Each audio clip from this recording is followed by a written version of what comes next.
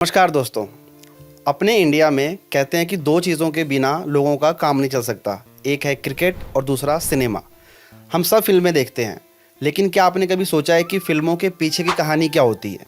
एक फ़िल्म सोची कैसे जाती है, एक राइटर के दिमाग में उसका आइडिया कैसे आता है, फिर जब वो सोची जाती है तो उसके बाद उसके ऊपर लिखने का जो पूरा प्रोसेस है वो कैसे चलता है, और जब एक राइटर एक फिल्म लिख लेता है या एक कहानी लिख लेता है तो कैसे डिसाइड होता है कि उसके ऊपर एक फ़िल्म बनेगी भी या नहीं बनेगी, और अगर फिल्म बनेगी तो जो राइटर है जिसने कहानी लिखी है उसको उसके बदले में क्या मिलेगा, कितना मिलेगा, और इस तरह की बहुत सारी बातें आज हम बात करेंगे अमन सिद्धू पाजी से, जो एक रिनॉन राइटर है पंजाबी फिल्म इंडस्ट्री में, और अभी रिसेंटली इनकी एक फिल्म भी रिलीज़ हुई है।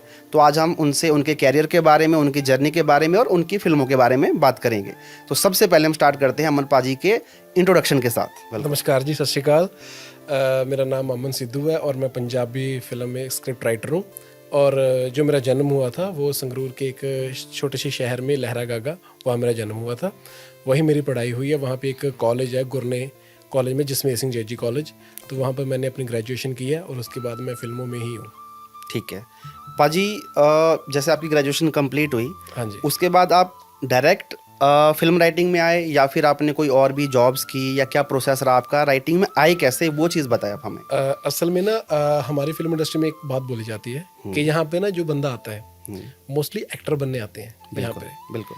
और first of all industry decide करती है कि इसको रखना है कि नहीं रखना है। ठीक बात है। अगर रख लिया तो इसको क्या बनाना है। ठीक है। मैं भी एक्टर बनने आया था। अच्छा। तो एक्टिंग का कीड़ा तो मेरे में था ही। ठीक है। लेकिन उससे पहले जब कॉलेज में यूथ फेस्टिवल में जब स्किट प्ले करते थे जो, तो वहाँ पर मैं अपनी स्क्रिप्ट खुद लिखता था।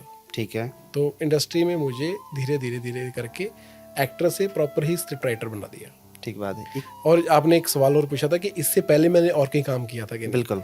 तो जब मैं मोहाली आया स्ट्रगल के लिए, है ना, कि चंडीगढ़ आया, क्योंकि हमारे लिए चंडीगढ़ बहुत बड़ी बात थी। बिल्कुल। हमारे लिए जैसे बॉम्बे वैसे चंडीगढ़। ठीक है। हमारे गांव में एक बात बोली जाती है कि चंडीगढ़ दो ही कारणों से हमारे लोग यहाँ पे आते थे, या तो धरना लगाने के लिए या फिर कोई पीजीआई में एडमिट होता था। अच्छा। तभी आते थे। बिल्कुल। तो मैं यहाँ पे आया तो मुझे भांगड़ा आता था, जुम्बा आता था, तो मैंने ये डांस क्लासेस ज्वाइन की थी। वहाँ पे मैं as an teacher, as an cub trainer. की बात कर रहे हैं हम ये? जब मैं चंडीगढ़ आया था। कौन से ईयर आफ्टर की? ग्रेजुएशन 2017 की बात होगी। ओके। 2017-18 की बात होगी। ठीक है। जब मैं चंडीगढ़ में आकर, तो मुझे एक जिम मिल गई थी। वहाँ पे मैं शाम को डांस की क्लासेस लगाता था, भांगड़े की क्लासेस लगाता था। ठीक है। तो वहाँ से मेरा खर्चा निकल जाता था, और साथ साथ में अपनी जो कहानियाँ थी वो मैं प्रोडक्शन हाउस के पास, किसी डायरेक्टर के पास, या फेसबुक पे किसी, मैं हर किसी को मैसेज छोड़ता रहता था कि सर मेरे पास कहानियाँ सुन लो, सर मेरे पास कहानियाँ सुन लो। ठीक है। तो कई रिप्लाई कर देते थे, कई ब्लॉक कर देते थे।